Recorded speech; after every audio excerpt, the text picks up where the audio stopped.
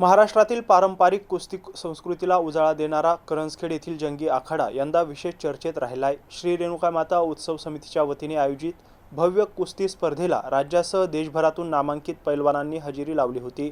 शिस्तबद्ध आणि उत्साही वातावरणात पार पडलेल्या या आखाड्याने प्रेक्षकांची मने जिंकली आहे।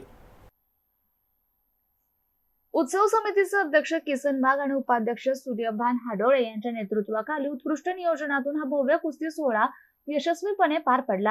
आखाड्यातील प्रत्येक लढत रोमहर्षक ठरली, ज्यामुळे उपस्थित प्रेक्षकांमध्ये प्रचंड उत्साह पाहायला मिळाला। स्पर्धेतील अंतिम आणि सर्वाधिक चर्चेतील कुस्ती पंजाबच्या सैफ अली दया आणि हरियाणाच्या पवन खेडकर यांच्यात रंगली। दोन्ही पैलवानांनी ताकद आणि कौशल्याचा उत्कृष्ट नमुना सादर करत प्रेक्षकांना खिळवून ठेवलं। अखेरच्या निर्णायक क्षणी सैफ अली दया यांनी सरशी साधत विजय मिळवला। या विजेत्याला चांदीची गदा आणि रोख 12,151 रुपयांचं बक्षीस देऊन गौरविण्यात आले।